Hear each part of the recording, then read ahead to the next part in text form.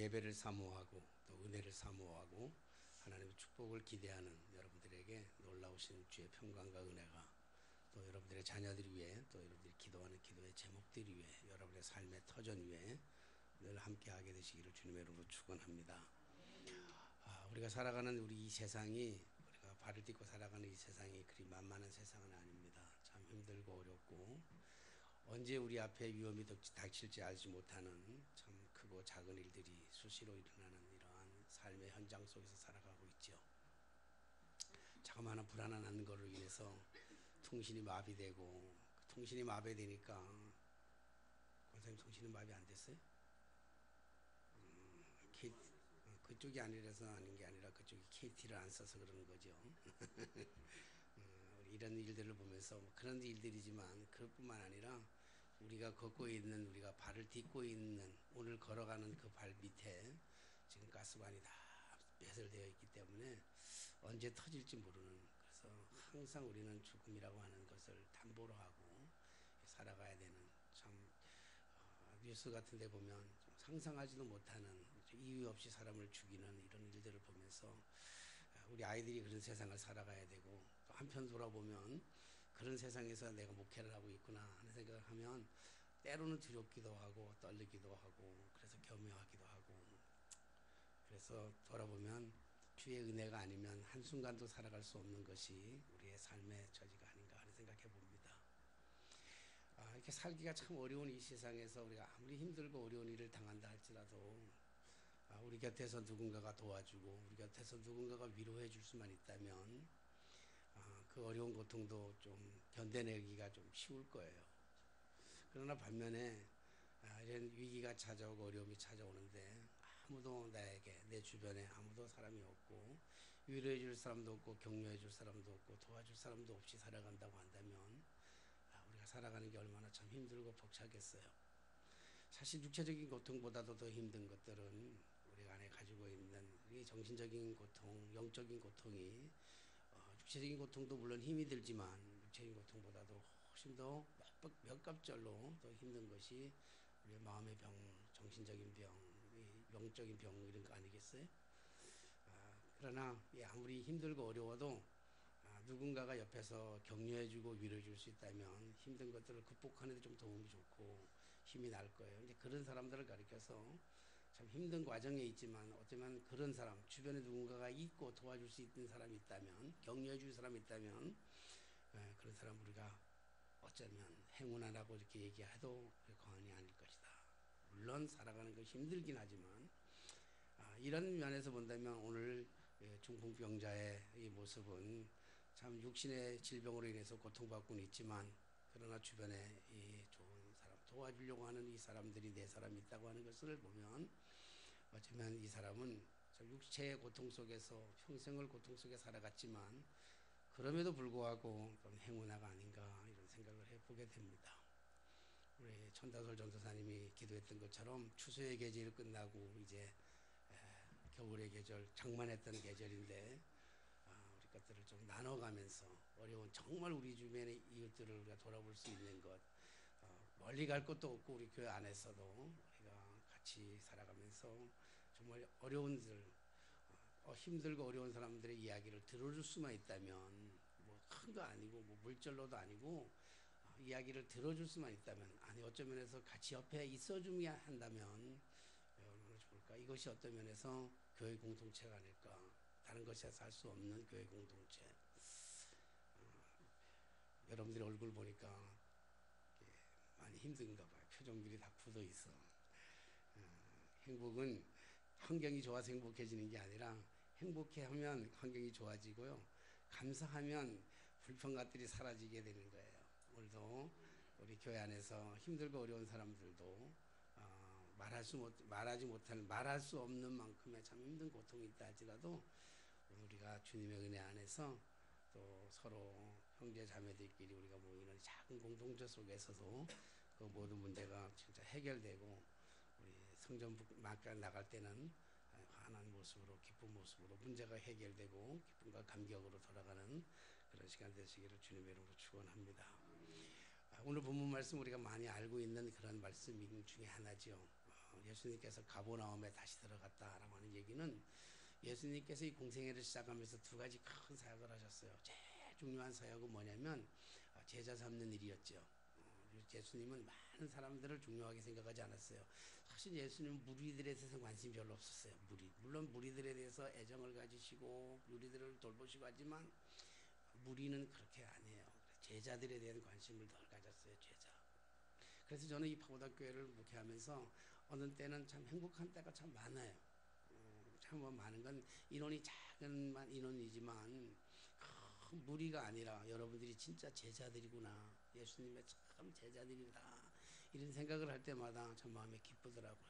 세상을 바꾼 건 예수님은 무리를 통해서 바꾼 것이 아니라 제자들을 통해서 세상을 바꿨거든요. 그래서 여러분들 보면 참 좋은데 그 제자 삼는 일을 참 중요시하게 생각했어요. 사실 예수님이 돌아가실 때 남겨둔 제자들은 12명의 제자밖에 안 됐지만 그 12명의 제자들을 통해서 전 세계를 바꾸는 거 아니겠어요? 제자 삼는 일을 굉장히 중요시하고 두 번째 사역이 뭐냐면 치유의 사역을 하셨어요. 많은 사람들 병든 자들을 고쳐주시고 소외된 자들을 고쳐주시고 귀신 들린 자들을 고쳐주실 뿐만 아니라 정말 어렵고 힘든 자들을 찾아서 위로해 주시고 격려해 주시고 그리고 병든 자들을 많이 고쳐주셨죠. 그 사역을 많이 하다 보니까 예수님의 소문은 자연히 번져나가기 시작했어요. 예수님이 다시 가버나움에 오셨다는 얘기는 가버나움에서 많은 기적과 이적을 그동안에 행하셨어요. 그리고 예수님께서 갈릴리 주변을 사역하시다가 다시 오늘 가버나움에 들려서 소개되어 있지는 않지만 어떤 집에 들어가셔서 이제 말씀을 전하게 되었어요. 도를 전했다. 하나님의 복음의 말씀, 진리의 말씀, 율법의 말씀 이런 말씀을 예수님께서 전하셨죠.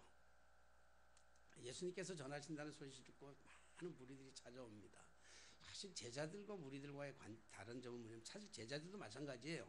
제자들도 예수님이 부활하시기 전 십자가에 달리기고 부활하시기 전까지만 해도 제자들의 모습도 여전히 똑같은 무리들의 모습과 거의 다를 바가 없어요.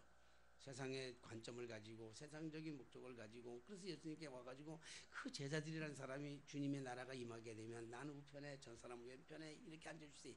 이런 것을 가지고 얘기했던 참 제자들의 모습이라는 게 그런 모습이에요.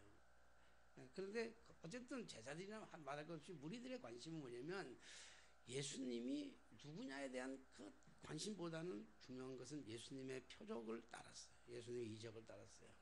예수님의 기적을 보면서 예수님이 병 고쳐준다는 이 사실에 대해서 많은 사람들이 예수님을 따르기 시작했어요. 오늘 가버나움에 들어가서 한 집에서 예수님께서 도를 가르치실 때 많은 사람들이 정말 인산인해를 위해서 찾아왔어요.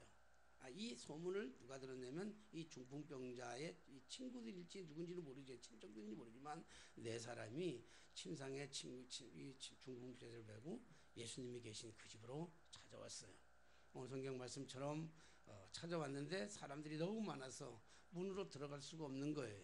문으로 들어갈 수가 없으니까 그들이 하는 수 없이 지붕 꼭대기로 올라가가지고 뭐 우리 같은 슬라브 지붕이 아니니까 이스라엘 그 지붕에 올라가서 지붕을 뜯어내고 그리고 그 뜯어낸 구멍 사이로 그 사람을 침상을 줄에다 달아서 네 사람이 달아가지고 내려가지고 예수님 앞에 내려놓았다라고 하는 거죠. 그러니까 2절 말씀 이야기가 그런 거잖아요. 많은 사람이 모여서 문 앞에서까지 들어갈 자리가 없게 되었는데 예수께서 그들에게 도를 말씀하시더라.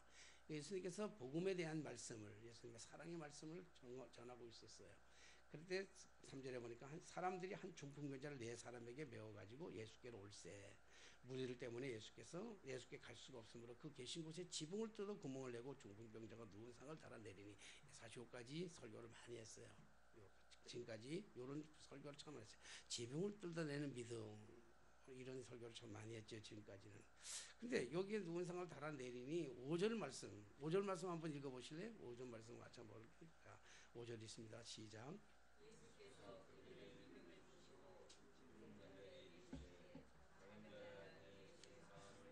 오늘 성경 말씀의 키워드가 여기 있고 제가 오늘 말씀을 준비하면서 두 가지가 이렇게 대칭이 되는 거예요. 두 가지가 대칭이 되는데 첫째는 뭐냐면 예수께서 그들의 믿음을 보시고라고 하는 거예요. 그들의 믿음이라고 하는 것은 무엇일까? 믿음에 대한 새로운 정의를 예수님께서 말씀해 주고 있어요. 그들의 믿음, 지금 중풍병자의 믿음이 아니고 그 네 사람의 믿음을 얘기하고 있죠. 믿음이 뭘까? 네 사람들은 예수님의 소문을 들었어요. 예수님의 소문을 듣는 것도 믿음일 수가 있죠. 믿음이 없으면 아무리 얘기를 해줘도 믿음이 있으면 듣지를 못해요. 아무리 얘기해도. 오늘 하나님의 음성이 지금 이 순간에도 우리에게 들리시거든요.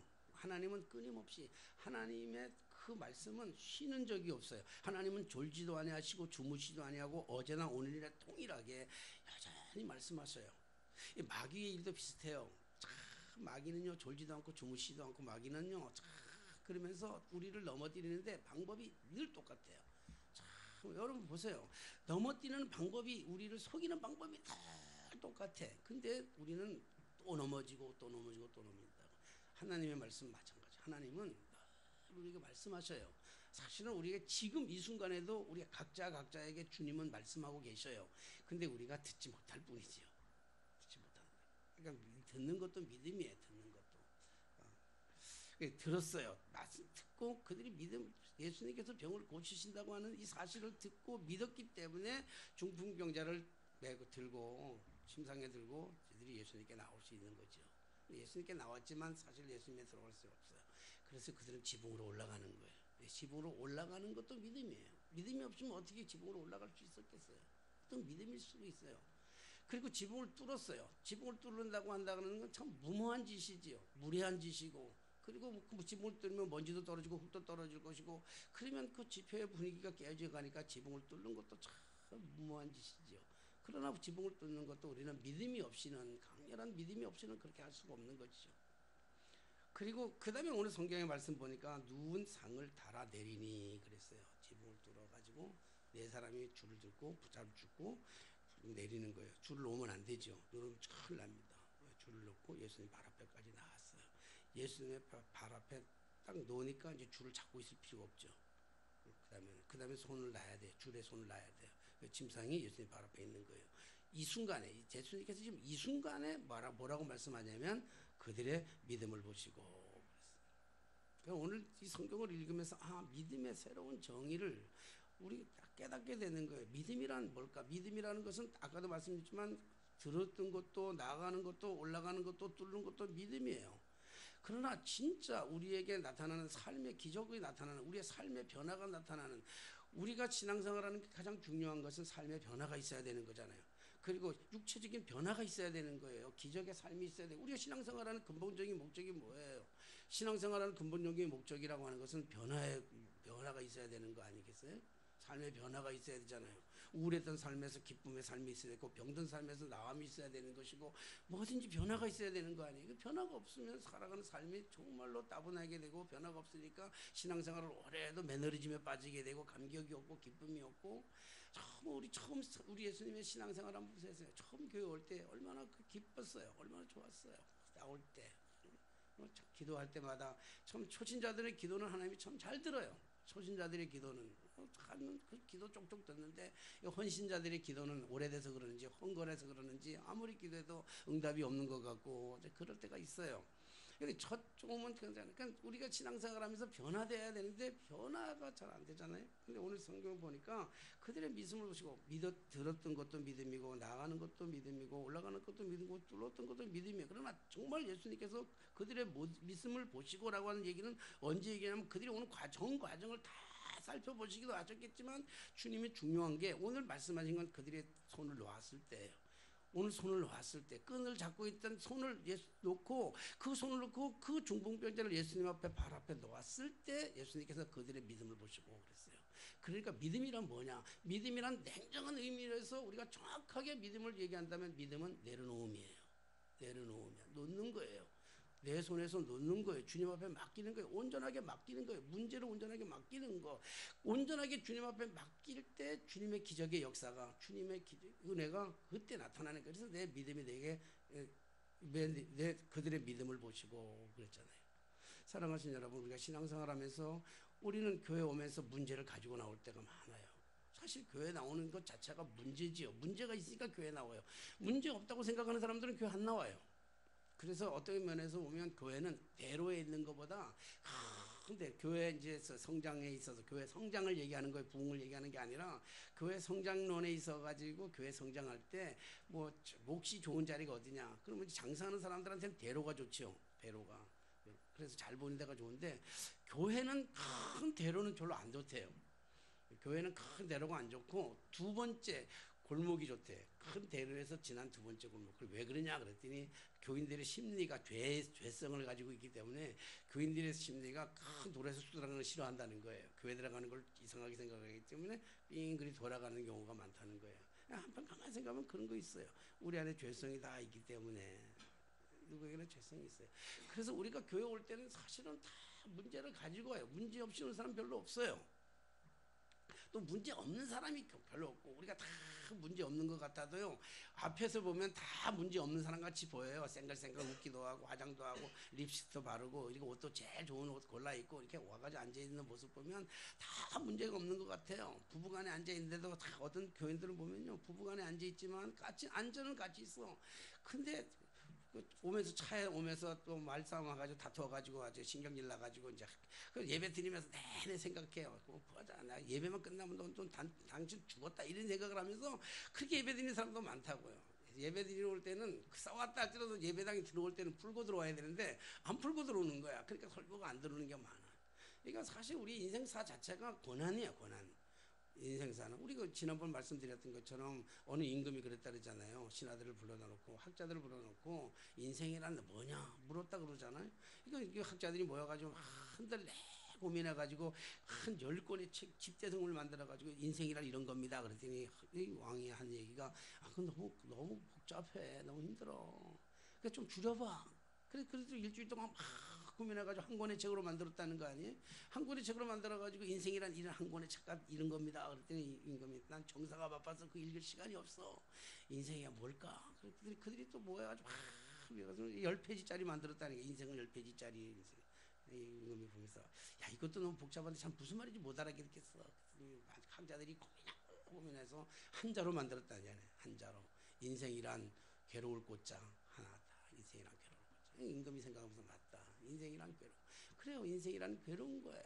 누구에게나 다 괴로움. 그러니까 우리가 정문으로 들어가면 우리가 앞문으로 이렇게 앞문에 보면 다 화나고 다 준비되어 있고 화난 것 같지만 옆구리로 훅 치고 옆구리로 훅 들어가더군요. 아픔과 고통이 다 있는 거예요. 누구에게나 다 있어요. 그런데 그 아픔과 고통을 가지고 우리가 문제를 가지고 교회에 오는데 교회 와가지고 주님 앞에 주님 와서 주님 내 문제가 있습니다라고 얘기하면서도 다 내려놓지 않고 다시금 그 문제를 들고 집으로 가는 경우가 얼마나 많은지 몰라요. 문제를 가져왔다 문제를 들고 나가는 실수를 우리는 수도 없이 반복해요. 수도 없이 뭐 여러분들만 반복하는 게 아니라 저 역시 반복하는 거죠. 그러니까 문제를 가지고 문제를 풀기 위해 주님 앞에 나왔다가도 문제를 가지고 토로 가지고 가는 경우가 얼마나 많은지 몰라. 왜냐하면 안 내려놓기 때문에. 사랑하신 여러분, 문제를 내 손에 붙잡고 있는 한은 그건 여전히 문제입니다. 그러나 문제를 주님 앞에 내려놓는 순간에 주님께서 문제를 해결해 주실 줄로 믿습니다. 그러므로 믿음이란 내려놓는 거예요. 내려놓는 게 너무 어려워. 그거 내려놓으면 죽을 것만 같아. 내 인생을 살아가면서 이것만 내려놓으면 내 이게 모든 건데. 여러분 자존심 내려놓는 게 얼마나 힘든 줄 아십니까? 자존심 내려놓으면 죽는 것 같아. 근데 그 자존심 붙들고 있으면 그 자존심 때문에 나를 망가뜨리는 거야. 자존심 때문에 나를 망가지는 거예요. 근데 그 자존심 내려놓으면 하나님을 내려놓으면 하나님께서 그 내 자존심 속에 당신의 자존심을 심으시고 당신의 거룩함을 심으셔서 하나님의 거룩한 일들을 만들어가게 되시는 줄로 믿습니다. 그러니까 오늘 말씀해 보면 믿음이란 정의를 이렇게 얘기하고 있어요. 믿음의 정의를 내려놓는 거다. 그리고 얘기하시는 말씀이 동시에 뭐냐면 예수께서 그들의 믿음을 보시고 그 다음에 뭐냐면 그 믿음 내려놓는 믿음을 보시고 이제 중풍병자에게로 시선이 가는 거예요. 시선이 가면서 뭐라고 하냐면 작은 자여 내 죄 사함을 받았느니라. 이게 궁금한 거예요. 오늘 설교를 메시지를 준비하면서 정말 중요한 거는 이게 궁금한 거예요. 내 죄 사함을 받았느니라. 예수님께서 왜 죄 사함을 받았느니라고 말씀하셨을까라고 하는 이것이 내게 참 그렇게 와 닿았어요. 이 죄 사함을 받았다고 하는 이 많은 무리들이 지금 예수님이 뭘 하는 것에 대한 관심을 가지고 있어요. 지금 당연히 지붕을 뚫고 이 정풍병자를 내려왔으니까 지금 사람들에게는 굉장히 무모한 짓이에요. 이게 얼마나 무례한 이 행동이에요. 다른 사람들한테 방해하는 거 아니겠어요? 오늘 여러분들 우리가 예배드리고 있는데 딴 사람 와서 이상한 행동만 해도 얼마나 방해가 되겠어요. 예수의 하늘에 도를 전하고 있는데 지붕이 뚫리고 내려와가지고 왔는데 보니까 뭐냐면 중풍병자예요. 중풍병자. 그러면 사람들의 모든 관심이 초점이 어디가 있는가 하면 지금 딴 사람한테 얘기하는 게 아니라 지금 예수님과 중풍병자 앞에서 되어지는 이 일들을 보게 되는데 그 많은 사람들은 지금 뭐에 대한 관심을 가지고 있겠어요? 다른 관심이 없어요. 중풍병자를 어떻게 하실 것인지에 대한 관심이야. 무리들의 관심은 언제나 결과론적인 것만 보는 거예요. 어떻게 될까? 그래서 소문이 왔는데, 근데 오늘 예수님께서 뭐라 하냐면 작은 자야 내 죄 사함을 받았느니라. 이 죄 사함을 받았느니라 하는 얘기가 이것이 얼마나 예수님에게는 위험한 것인지 예수님도 너무 잘 알고 있었어요. 거기에 이미 먼저 와 있던 서기관이 얘기하잖아요. 참담하도다. 여기 다른 성경에 보면요, 옛날 성경에 보면 지금은 성경이 아니고 옛날 성경에 보면 번역을 어떻게 하냐면 참담하도다 그랬어요. 참담하도다. 속으로 참담하도다. 감히 누구길래 죄를 사하라고 얘기하느냐, 죄를 사하느냐. 이 참담한 이게 얼마나 심각하고, 그리고 오늘 이번 이 개혁 개정판에는요 뭐라고 번역했냐면 신성 모독죄라 그러잖아요. 이것이 죄를 사한다는 것이 신성의 모독죄라. 신성 모독죄는요 죄 중에 가장 큰 죄, 율법으로 보면 죄 중에 가장 큰 죄거든요. 그래서 예수님께서 지금 신성 모독죄를 정하고 있는 것처럼 보여요.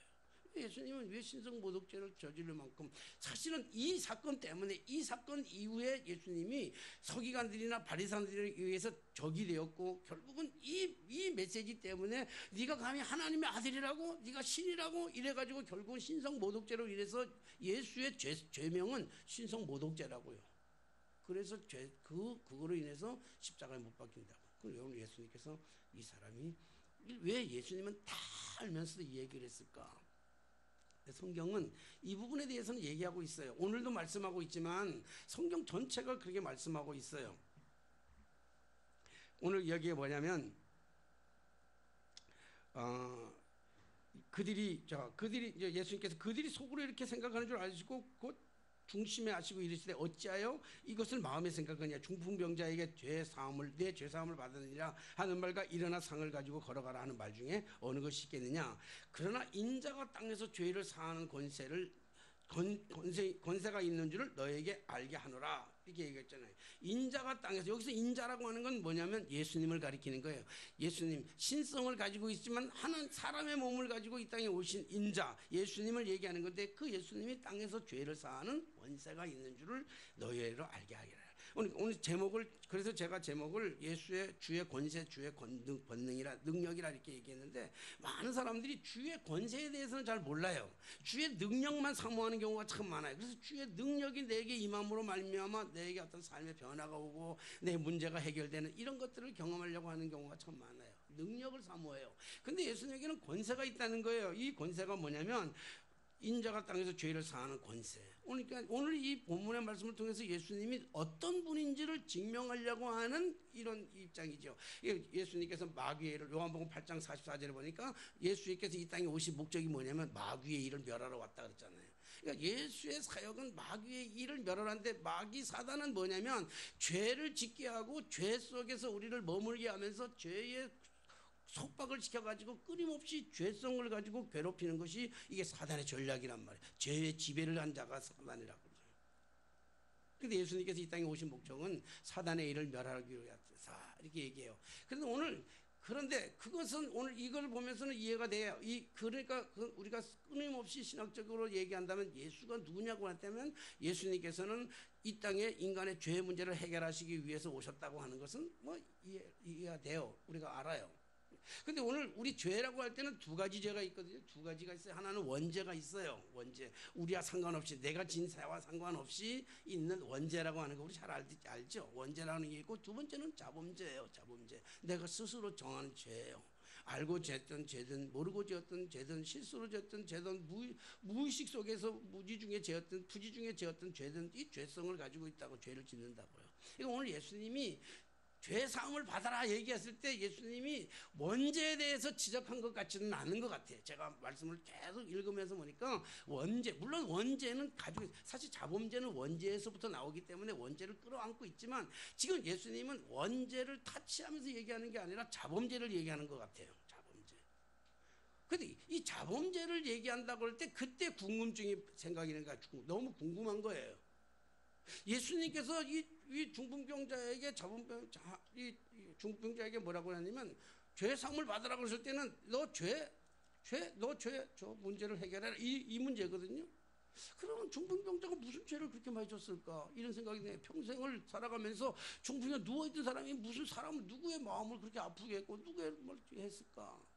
이게 오늘 말씀을 준비하면서 이게 제일 궁금한 거예요. 믿음이라는 건 내려놓는 것이라고 이제 말씀드렸고, 예수님의 오신 목적이라고 하는 것은 죄의 문제를 사시기 위해서 마귀의 일을 멸하러 오셔서 마귀의 일을 멸하기 위해서 오신 것은 사실인데, 오늘 이 사람이 무슨 죄가 이렇게 많냐는 거예요. 무슨 죄가? 이게 궁금하더라. 우리가 신앙생활하면서 주님 앞에 나오면서도 가끔씩 이런 생각을 할 때가 참 많아요. 우리가 무슨 죄가 있나? 이 죄의 문제가 해결되지 않으면 하나님께서 우리 안에 속성의 문제를 해결해 줄 수가 없는 거예요. 오늘 가만 보니까 죄예요. 무슨 죄가? 오늘 내가 그래서 이 말씀을 묵상하면서 추론해 보니까 이 질병의 환자가 오랜 세월 동안 중풍병을 오래 앓는 동안에 그는 뭐든지 다 해봤을 거예요. 이것 때문에 저것 때문에 다 해봤을 거예요. 하다 안 되니까 그들이 가지고 있는 그의 사고 속에 생겨난 게 뭐냐면 죄의식이라는 거예요. 율법에서 말하는 죄의식이 그에 가득했어요. 나는 안 될 거야. 나는 못할 거야. 왜요? 죄 때문에. 난 내 죄 때문에. 내 죄가 많아서. 내 죄가 많아서. 아니면 부모의 죄가 많아서. 우리의 조상의 죄가 많아가지고. 그래서 안 되는 거야. 난 벌 받아도 싸. 난 벌 받아도 싸. 이런 죄의식. 많은 사람들이 이런 죄의식 속에 살아간다고. 그 죄의식이 있는 한, 그 죄의식을 누가 주는가 하면, 죄의식을 누가 주는가 하면 사단이 주는 거예요. 마귀가 주는 거예요. 그래서 거기에 집착이 되어 있어요.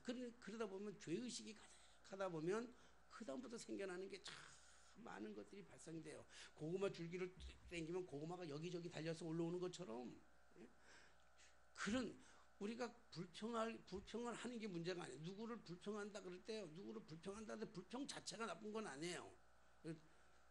나이로든 니버라고 갑자기 이름이 이 사람이 생각나네. 갑자기 이름 생각 안 나네. 경제학자. 근데 그분이 한 얘기가 뭐냐면 비판이 없이는 안 된다는 거예요. 비판은 긍정적인 비판. 그러니까 비판을 위한 비판이 아니라 발전을 위한 비판은 반드시 비판이 있어야 된다는 거예요.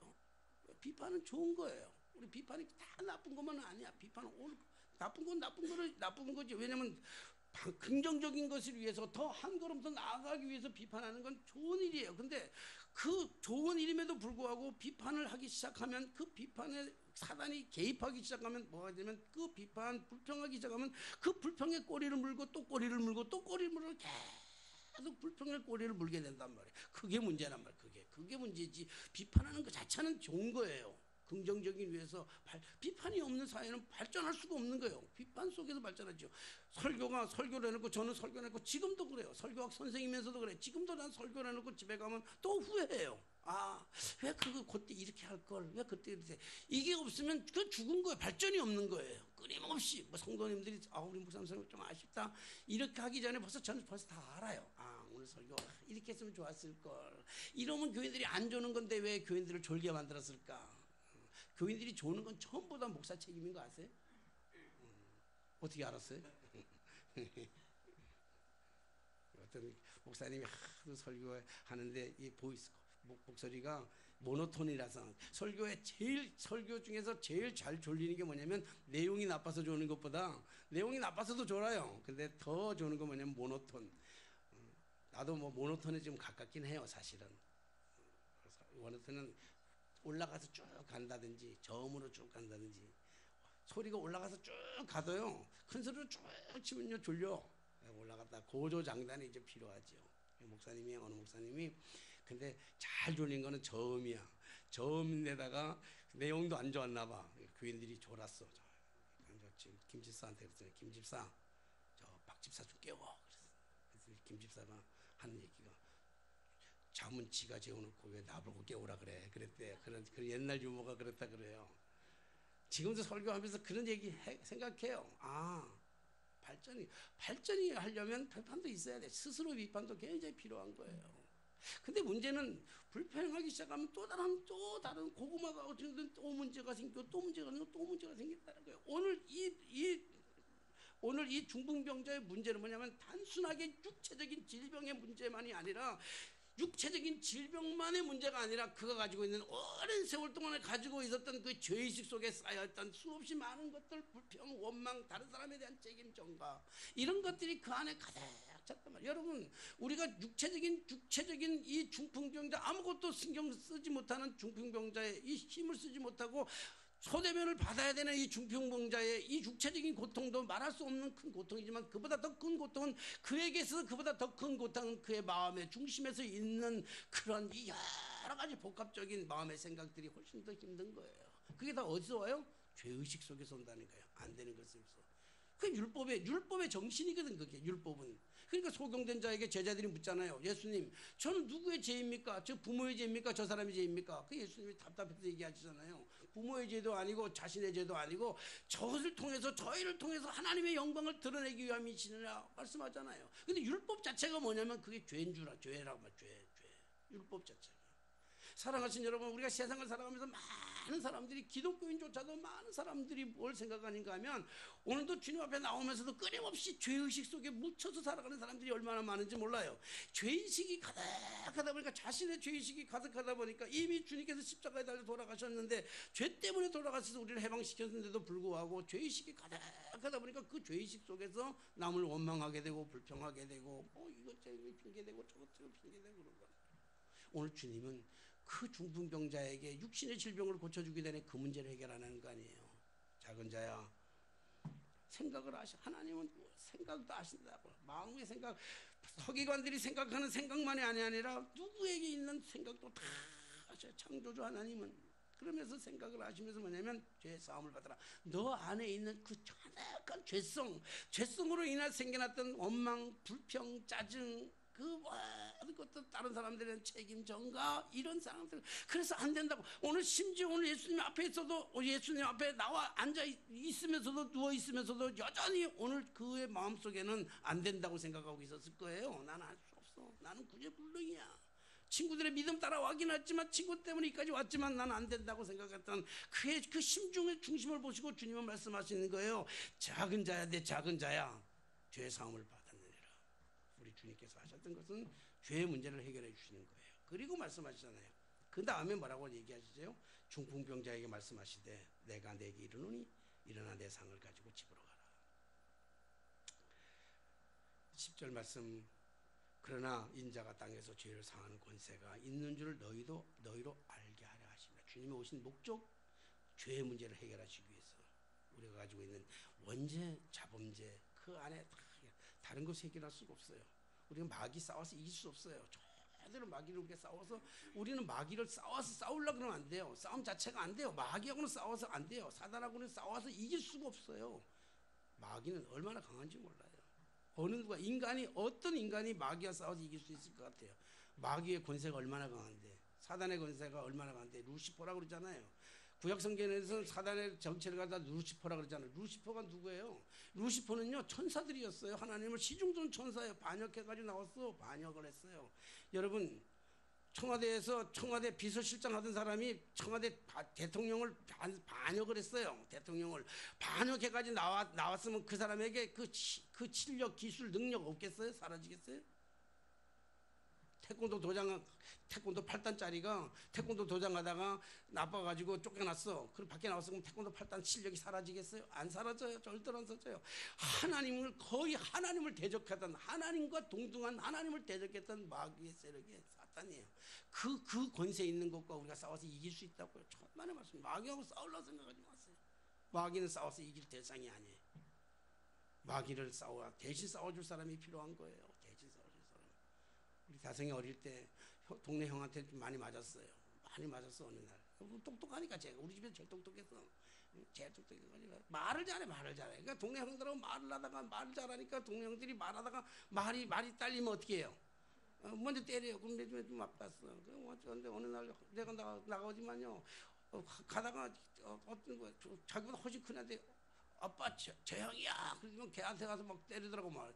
그 형은요, 쟤한테 어린애한테요. 맨날 때리던 놈이요. 쟤한테 막 맞고 있는 거야. 쟤한테 맞으면서 나 한번 쳐다보고 쟤 한번 쳐다보고 쟤 한번 쳐다보고. 우리 다성이는 당당한 거야. 당당해. 왜요? 뭐가 당당해? 아버지가 있어 뒤에. 형을 이길 수 있는 아버지가 있는 거야. 아버지 힘으로 하는 거야. 아버지 힘으로. 아버지가 없으면 안 되는 거예요. 마귀를 이길 수 있는 힘은요, 예수 그리스도의 이름밖에 없는 거예요. 오늘 예수님께서 먼저 뭘 결박시켜요? 죄의식을 결박시키는 거예요. 사단을 결박시키는 거예요. 마귀를 이미 오늘 중풍병자일 뿐만 아니라 우리 모두의 죄성, 우리의 모든 문제를 이미 우리가 가지고 있는 자범죄든 우리가 가지고 있는 원죄든지 간에 우리가 예수의 이름을 부르는 자들에게는 그 모든 죄 문제가 해결된 줄로 믿습니다. 믿음이에요. 믿음. 이 믿음, 내려놓는 믿음, 이 믿음. 그리고 나서 뭐냐면 내게 이르니 일어나 내 상을 가지고 일어나. 기적이 일어나는 순간입니다. 죄성이 사라지는 순간에 기적이 일어나. 평생을 누워있던 사람, 한 번도 일어나지 못한 사람이 일어나는 기적의 역사. 자기의 상을, 자기의 침상을 들고 자기가 의지했던 그 침상을, 지금까지 뭘 의지했냐면 자기가 의지했던 건 상밖에 없었어요. 그 상을 들고 가는 거예요. 이제는 치워버리는 거야.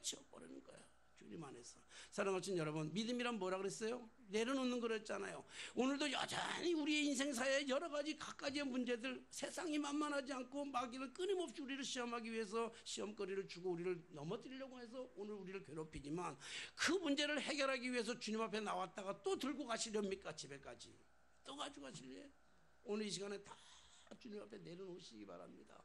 주님은 이미 여러분들의 죄 문제도 해결하셨고 여러분들의 육신의 문제까지도 이미 해결해 주신 줄로 믿습니다. 오늘 이 믿음을 가지고 우리가 일어나 가야 돼. 신앙생활을 하는 이 변화된 모습. 육신은 멀쩡한데 중풍병자처럼 신앙생활에 영적으로 주저앉아 있는 우리의 삶을 향해서 주시는 이 시대의 메시지, 오늘 11월 마지막 주에 우리 교회를 향해서 주시는 이 귀한 메시지, 아니 어쩌면 여러분들에게 주는 메시지가 아니라 나한테 주는 메시지인지 몰라요. 일어나 걸어라. 집으로 가라. 오늘 주님이 주시는 이 귀한 메시지, 사랑하신 여러분, 오늘 여러분들이 가지고 있는 인생의 어떤 문제든지 간에 들고 있지 마시고 붙잡고 있지 마시고 주님 앞에 내려놓고 죄의 상함을 받고 영적으로나 육적으로나 정신적으로나 모든 것을 치유받는 거룩한, 전무후무한, 어제도 없었던 것, 오늘 일어나는 기적의 역사가 여러분의 삶 속에서 열매 맺게 되게 되시기를 주님의 이름으로 축원합니다. 기도하겠습니다. 하나님 아버지, 감사합니다. 여전히 문제가 무엇인지를 알면서도 주님 앞에 다 내려놓지 못하는 우리의 연약함과 우리의 믿음 없음을 용서하여 주시옵시고, 오늘 우리의 아픔과 우리의 그 고통과 그 염려들을 주님 앞에 내려놓는 그 거룩한 신앙이 오늘 우리의 신앙이 되어질 수 있도록 인도하여 주옵소서. 죄의 사함을 받았느니라 일어나 걸어가라. 이 귀한 메시지가 우리의 삶 전체를 지나가는 동안에 늘 고백되어지게 하여 주옵소서. 예수님의 이름으로 기도하옵나이다. 아멘. 찬송가 50장